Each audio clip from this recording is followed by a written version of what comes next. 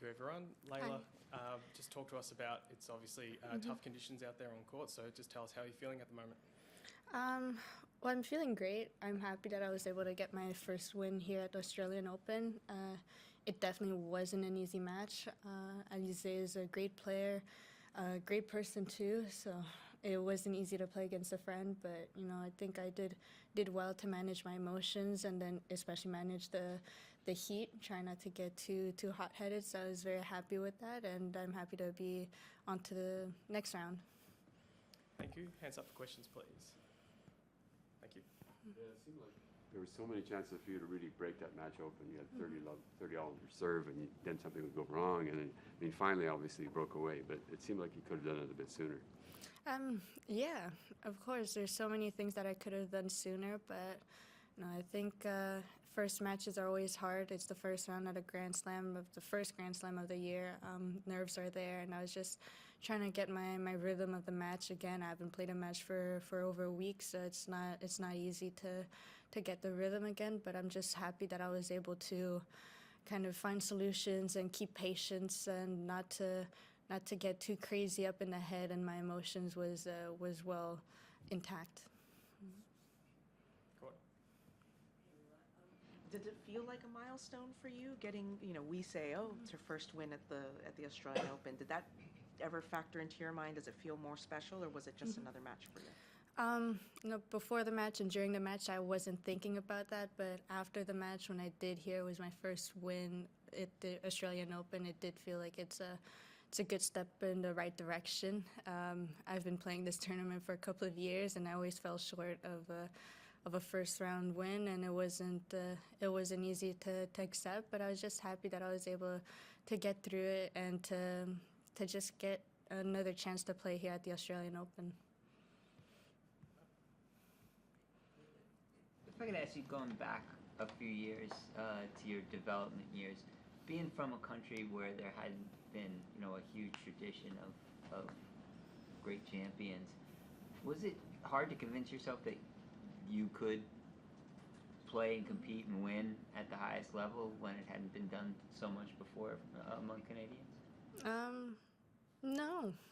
I think what my parents did a good job was that they kept my innocence, that they kept the dream for me, and that they didn't really break me down with no, you can't do it.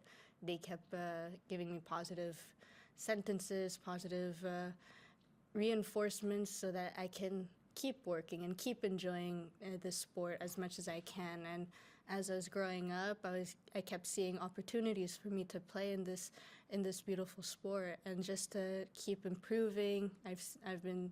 I've seen some great WTA players who maybe aren't Canadians, but they're similar sizes as me or similar game style as me, and that has motivated me, and it has given me confidence that I'm in the right path and that I can keep going in this crazy adventure.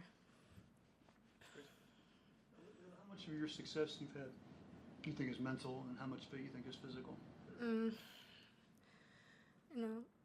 I saw a video a couple of years ago that talks about coaches. I think they were asked the same question, and for me, the answer is that the mental to the physical is 3-to-1. Mental is extremely important, and I'm very grateful that my parents, especially my dad, has reinforced that. Hasn't really taught me more about tennis or tennis technique, but more of the mental side of the sport, because it's hard. You're all alone out there on court.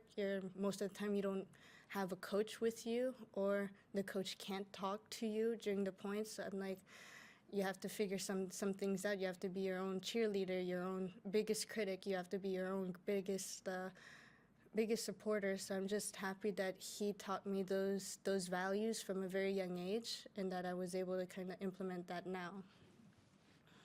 Can you talk about Julian Alonso? Mm-hmm. Yeah, Julian Alonso, he's a great coach. We met a couple years ago, but just talking, and then the opportunity came just a couple months ago before the preseason. We were talking, and I think we were also looking for a coach to be added to the team to work with my dad and to kind of expand it in a way that we can, that he can travel with me and my dad can travel with my younger sister, because she's also in tennis, also trying to fight her way into this sport. But no, I think Julian is a great addition to the team. He understands our values, he understands our philosophy, and I think the only thing that he's contributing is his experience as a player and as a coach, because he's worked with various top athletes, and I think that has given not only me but also my dad confidence in this team. It's hard. Sometimes I just have to close my eyes and hope for the best, but you know. I don't think you played Caroline, if I'm not mistaken. Have you played her anywhere? No, I don't think so. How do you see that matchup? She's obviously in fine form, and you're coming in strong to the season. How do you see that challenge? I see as it a great opportunity to see where my tennis is at and to see where I am mentally and physically. She's a great tennis player. I feel like she has found her groove once again, and I think it will be an interesting matchup, and I can't wait to play her. Leylah, just a question about scheduling. When you were a lower ranked player and a younger ranked player, and you know there was more of a thought process about chasing points, sometimes chasing money, things like that. How did you make your scheduling decisions? What was the trickiest thing about deciding which tournaments to play and where? I think the tricky part is which tournament am I getting in?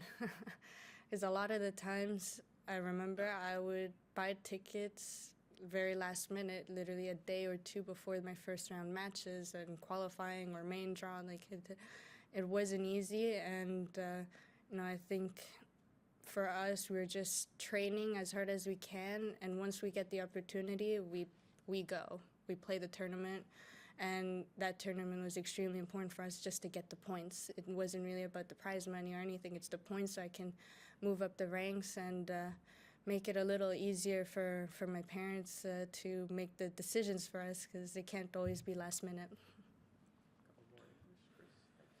Leylah, have you watched the Netflix series yet? No, I have not.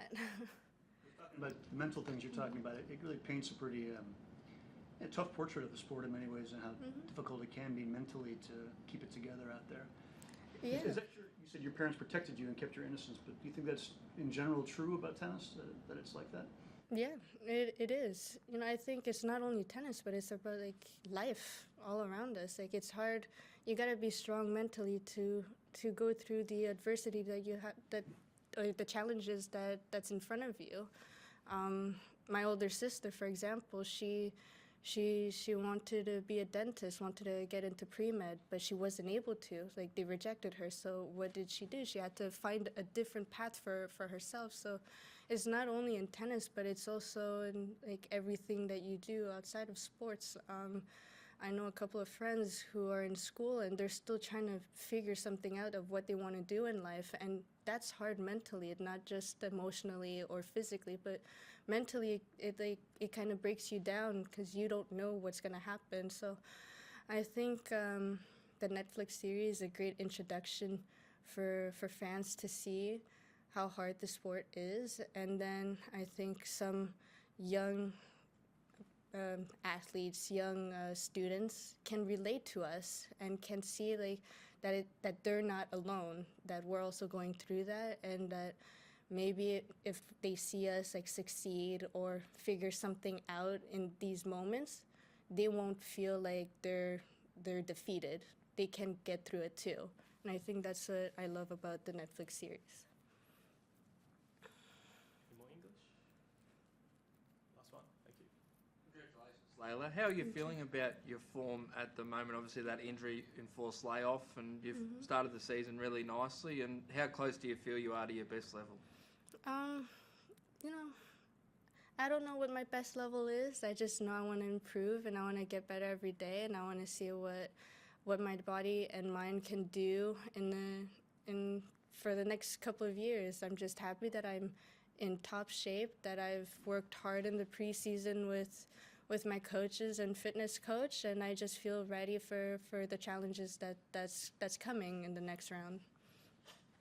Thank you, everyone.